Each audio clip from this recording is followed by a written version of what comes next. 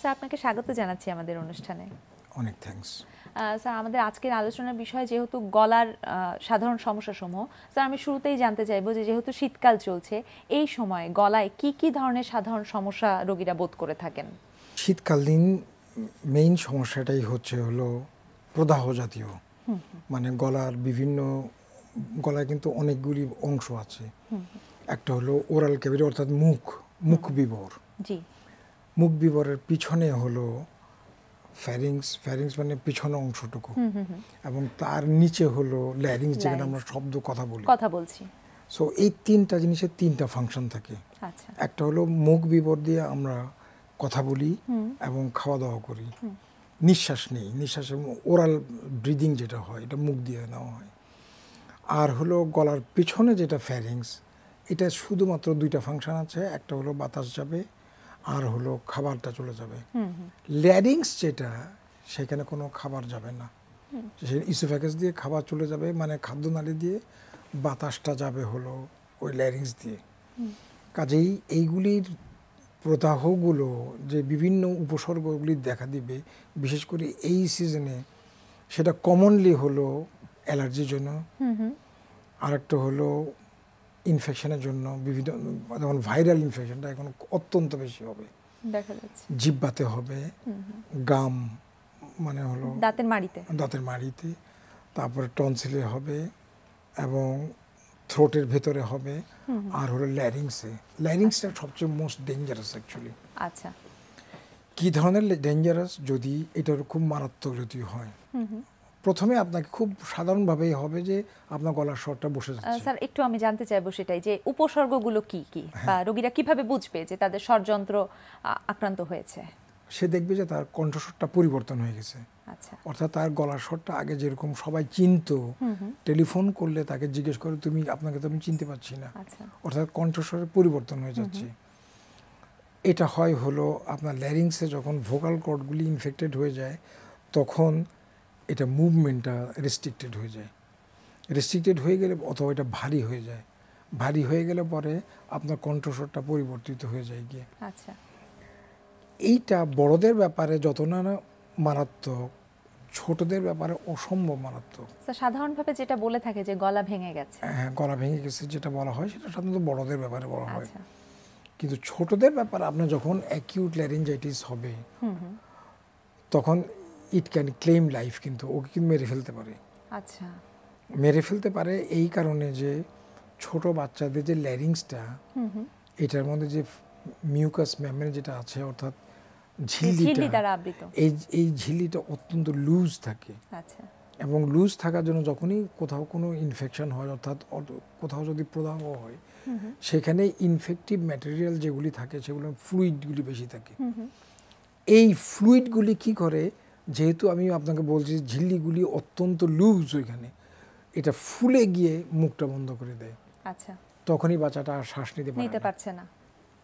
শ্বাস নিতে পারার মানে আপনি মোস্ট অফ দি বাচ্চাটা কিন্তু হসপিটালে আনার আগেই মরে যায়। আচ্ছা। কোনো মতো যদি আপনি ইমার্জেন্সিতে রিচ করতে পারেন, তখন আমরা ইমিডিয়েটলি ইমার্জেন্সি ট্র্যাকিওস্টমি করে দেওয়া হয়, and you save the child. বাচ্চাটাকে আপনি সেভ করে দিলেন, সেভ করে দেওয়ার পর আপনি অ্যান্টিবায়োটিক, স্টিরয়েড এগুলি দিলে পরে, অক্সিজেন দিলে পরে দি পেশেন্ট বিকামস অলরাইট। আচ্ছা।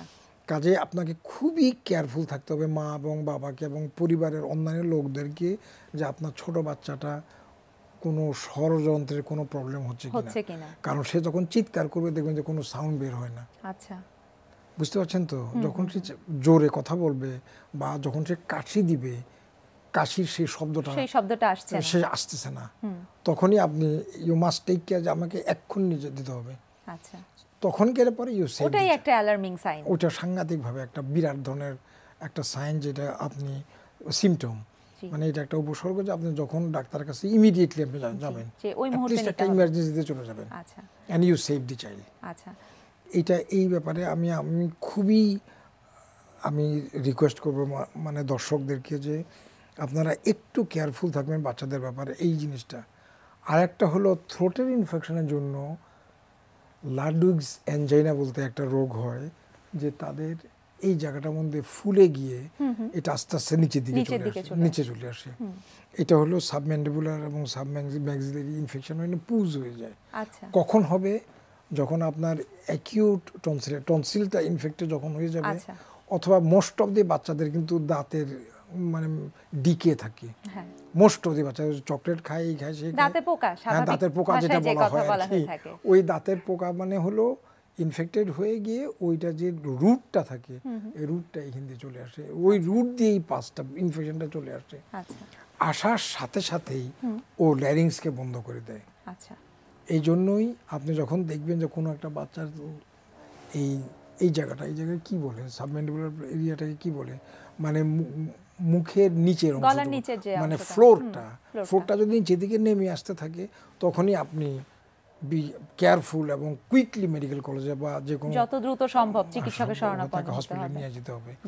নিয়ে গেলে পরে আমরা দুটো জিনিস করি, একটা হলো ট্রাকিওস্টমি করে এইখানে একটা ইনসিশন দিয়ে তাকে পাঁচটা বের করে দেওয়া হয়।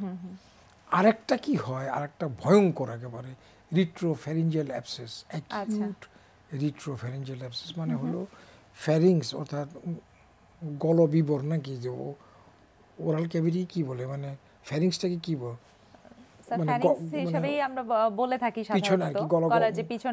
পিছনের যে ওয়ালটা, এই ওয়ালের পিছনে বাচ্চাদের যাদের বয়স 3 বছর পর্যন্ত, তাদের ওইটার পিছনে একটা লিম্ফ নোড থাকে, মাত্র একটা। আচ্ছা, এইটা সাংঘাতিকভাবে ইনফেক্টেড হয়ে যায়। ইনফেক্টেড হলে পরে ওখানে পুজ জমে।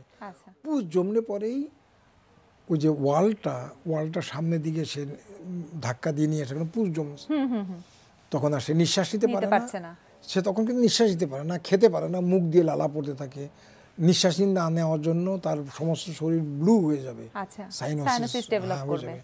তখনই আপনি তাকে ইমিডিয়েটলি হসপিটালে নিয়ে যাবেন, যত দ্রুত সম্ভব হসপিটালে নিয়ে গেলে ডাক্তাররা ইমিডিয়েটলি তাকে কোনো রকমের অ্যানেস্থেসিয়া ছাড়াই তার যে পিছনের যে ওয়ালটা, সেই ওয়ালটা ছিদ্র করে দিলে পরেই সাথে সাথে সমস্ত পুজ বেরিয়ে চলে আসবে, and you save the child, জীবন বাঁচবে, বাচ্চার বেঁচে যাবে।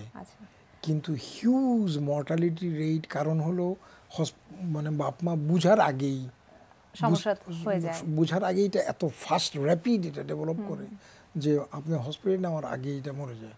স্যার, সেই ক্ষেত্রে এই ধরনের রোগীদের ক্ষেত্রে আপনার কি পরামর্শ থাকবে?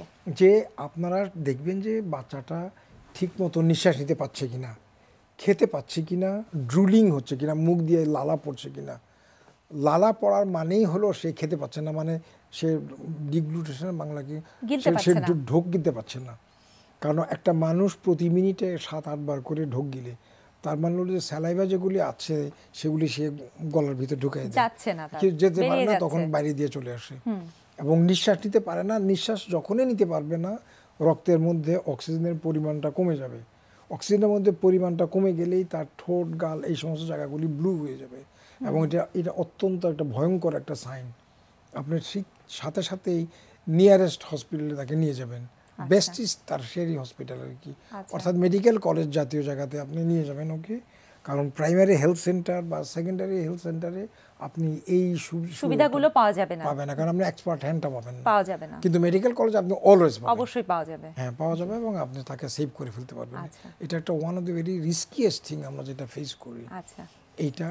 আর বড়দের ব্যাপারে হলো একটা জিনিস হলো পেরিটনসিলার অ্যাবসেস, অর্থাৎ টনসিলের চারপাশে যে এলাকাটা আছে, যে টিস্যুটা থাকে, এই জিনিসটা সাডেনলি তার গলার মধ্যে ব্যথার কথা বলবে সে। অর্থাৎ আপনি যখন পরীক্ষা করবেন তখন দেখবেন যে টনসিলের উপর দিয়ে ফোটা ফোটা ফোটা ফোটা ফোটা হোয়াইট সাদা সাদা স্পট দেখা যাবে, হ্যাঁ স্পট দেখা যাবে, মানে অ্যাকিউট ইনফেকশন হলো। আপনি যদি ট্রিটমেন্ট না করলেন ঠিক তখনই এটা আশেপাশে ছড়াই পড়বে। ছড়াই পড়লে পরেই ও টনসিলটা এক সাইডটা থেকে সরে এসে আরেক সাইডে চলে আসবে, তখন সে খেতে পারবে না, সে নিঃশ্বাস নিতে তার অসুবিধা হবে। এইটা আমাদের আউটডোরেই আমরা ট্রিটমেন্ট করে দিই। আচ্ছা, সেই ক্ষেত্রেও যত দ্রুত সম্ভব হসপিটালে নিয়ে গেলে পরেই ডাক্তার সাহেব এরকম পেশেন্টটাকে পাশে বসাবে, সামনাসামনি আর কি বসায় তাকে হা করে তার ওই যে টনসিলের উপর যা সাইডটা ওপেন করে দিবে। করে দেওয়ার সাথে সাথে পুজগুলির সাথে সাথে বেরিয়ে আসবে, and immediately he will have no pain. আচ্ছা, মানে pain and temperature lysis immediate. আচ্ছা, কিন্তু এইখানে আপনাকে একটা অ্যাডভাইস করতে হবে তাকে, আচ্ছা, যে আপনাকে 6 সপ্তাহের মধ্যে টনসিল অপারেশন করতে হবে। আচ্ছা, উইদিন 6 উইকস আপনাকে হসপিটালে আসতে হবে এবং and টনসিলটাকে get your operation tonsils করতে হবে। out. আচ্ছা, টনসিলটমি করলে আপনার ফিউচারে আর কোনো প্রবলেম কখনো হবে না। সমস্যা হবে না। তার আপনি নিশ্চয়ই জানেন যে অ্যাকিউট টনসিলাইটিসে বেশ কতগুলি কিন্তু কমপ্লিকেশনস থাকে। সেটাই, সেগুলো থেকে আসলে দূরে থাকতে পারবে রোগী। কিডনি, তারপর আপনার কান দিয়ে পুজ পড়া, জি, সাইনাসের মধ্যে ইনফেকশন হওয়া, ক্রনিক চেস্ট ইনফেকশন, এই সবই টনসিল থেকে হয়। সার্বিকভাবে রোগী একটা সুচিকিৎসা পাবে। এই জন্যই আর এই এটা জন্য। বলা হয়। জি, আর হয় গ্লোসাইটিস, মানে জিহ্বার সংক্রমণ, প্রদাহস্থান। জিহ্বার সংক্রমণগুলি হয় তখন খুব বেশি হয়। জি, এই সংক্রমণ হলে মোস্টলি হয় ফাঙ্গাস থেকে হয়। স্যার, ফাঙ্গাস থেকে হলে পরে আপনি এটা খুব ইজিলি এটা ক্লিন করে ফেলবেন। আচ্ছা, আর অ্যান্টি ফাঙ্গাল যে সমস্ত যে ড্রপ বা আপনার অয়েনমেন্ট যেটা থাকে সেগুলো দিতে হবে। দিনে 4 বার করে দিবেন, 1 মাস দিবেন, আপনার সম্পূর্ণ আপনার ভালো হয়ে যাবেন টোটালি। কিন্তু এটা কিন্তু খুব ফাঙ্গাসকে রিমুভ করা খুব ডিফিকাল্ট কিন্তু। স্যার সেটাই, সেজন্য আসলে যথাযথ চিকিৎসা কাম্য। দরকার আর কি। স্যার আপনাকে অসংখ্য ধন্যবাদ আমাদেরকে গুরুত্বপূর্ণ তথ্য জানানোর জন্য। প্রিয় দর্শক, জেনে নিলাম গলার শীতকালীন সাধারণ সমস্যাসমূহ ও তার প্রতিকার। আশা করি আপনাদের তথ্যগুলো উপকারে আসবে।